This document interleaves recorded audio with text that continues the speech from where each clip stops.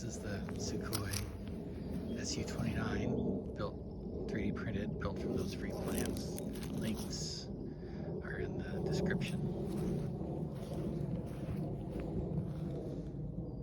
Pretty amazing design. I really enjoyed building it. Did run into a few glitches.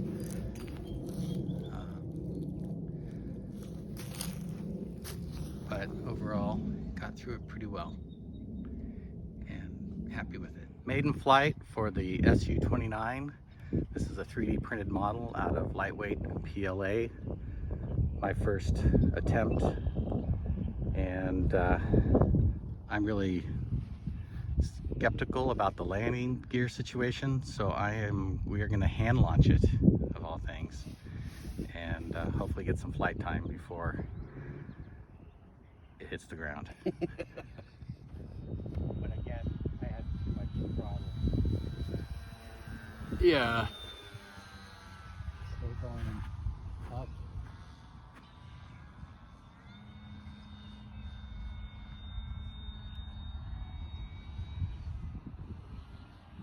Right, I gotta go left, I think.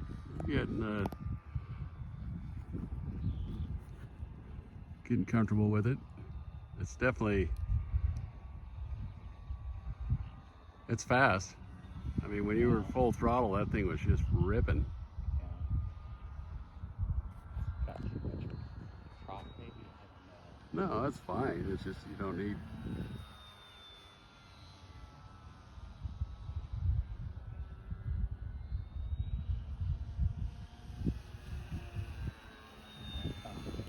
Huh? Still going up.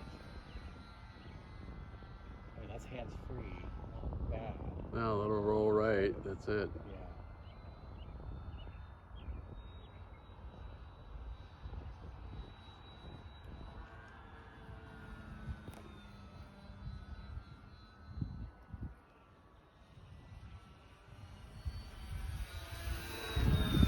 Nice.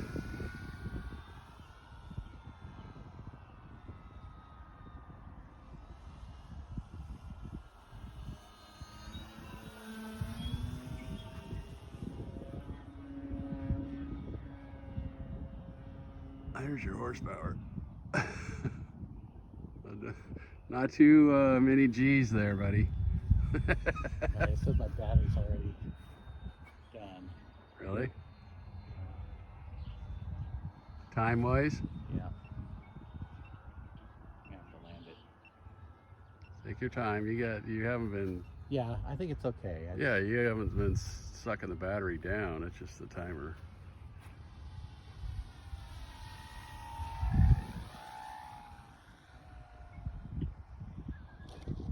Woohoo! Landing gear didn't make it.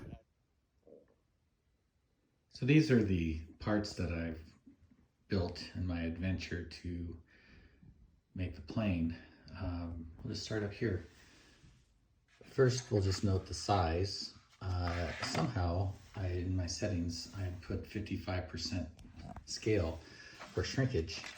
I don't know, I picked it up somewhere and built quite a few parts before I realized what was going on. Not understanding how the slicer works and all sorts of things. But in general, it's probably worked out pretty well because I made some mistakes. Like I thought it needed support. These parts definitely did not need support. And in the full scale, they printed out just fine. This one also had some support stuff. And this was one of the very first pieces that I got any kind of shape out of. And once I did that in the fuselage, I found this is kind of where I learned that this was too squishy and I needed to put a bottom on it. So I put a bottom on that, I put a bottom on that. Didn't get too far along before I needed to do that. I'd already, although the part before this one was already glued in place, so it's maybe a little bit weaker than it should be. Now, when I moved on to the wing, the tail printed pretty easily. I moved on to the wing. I printed this out. I thought it was in good shape until I noticed that the skin really hadn't adhered. So I went to print another one, and I watched it really closely. So I figured out that, yep, I needed to put a bottom on the wings so that it would actually connect these. And then once I did that, it was fine. I spent a lot of time figuring out that the tip would stop feeding. Had to do with the temperature of the head, or the wheel that feeds in this fairly soft PLA, lightweight PLA. Yeah, if I started a print with it over 90 degrees, then I would inevitably would fail. Well, this one was actually, it came loose, you know, it came loose from the board, and that's how I knew that was a problem. But this one and these ones had to do with the tip just getting too hot on the way through the print. This one issue I had with this really was that I put in that little support, this thing right here. I put that support in backwards. I guess if there's one criticism of the design, it would be that those supports could go in either way, not just here, but also in the wing, which I also did and had to fix that. That was difficult. So, you know, if you make it, they call it pokey yoke, where you can only go in the right way. This one I had trouble getting. This is the right hand side, and I had trouble getting the all together. It ended up gluing. It ended up gluing such that there was an offset. So I noticed, I went back and looked at the video, and he kind of skips through that. These ones are just a different color. Well,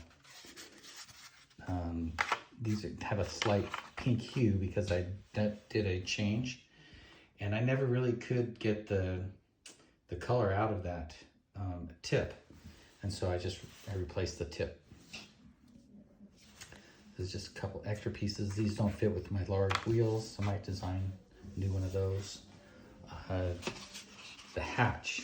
This was another thing that I spent quite a bit of, I printed a number of them to try to get it to work. Finally got it to work. In my notes, it shows what I ended up doing to make that, you know, what the settings were in Cura to get it to work right. And nose cones. Oh, so the engine mount didn't fit my engine. This spurred me to go on to learn to do some 3D work on Onshape. There's plenty of videos about Onshape and how to use that. Anyway, didn't take very long. Pretty easy program to use. And I printed this in PETG. Eventually the tip kind of plugged up, and that was a mess. So definitely I ordered new tips. I ordered new these things. Got them the cheapest ones I could find, and they didn't last very long. So I'm back to using the original one. And on this, I wanted to close the gap between the cowl. So I printed this, designed and printed this little fairing in the back. And it worked fine, except I was so tail heavy that I ended up putting on a new aluminum spinner. I should say an aluminum spinner that I had from a previous project. This is printing Sidewinder, artillery Sidewinder. Here I'm printing with lightweight PLA from eSun on the artillery Sidewinder X2, and I was having problems with the filament digging into, or I should say the filament feeder gear digging into the filament. And I figured out that it was getting too hot, warm, and softening the filament. So what happens when this gets to about 120 120, 126, somewhere in that range, it'll start digging into the filament. Now I'm up to 113. I've gone further now than I have before. I increased the cooling to 100%. So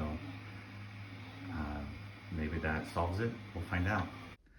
So this is the printer I bought. It's an Artillery Sidewinder X2. I'm actually very happy with it. It's been pretty trouble-free. Most of my learning has been with, you know, just general how do you print different materials. Tools that I purchased that are essential. One, as I mentioned, you need these wire cutters because you have to cut the filament to get it through the little detector up there. That also provides tension to that. I haven't had any problems with the feed. This is a tool. This is a tool that I used to change the tip.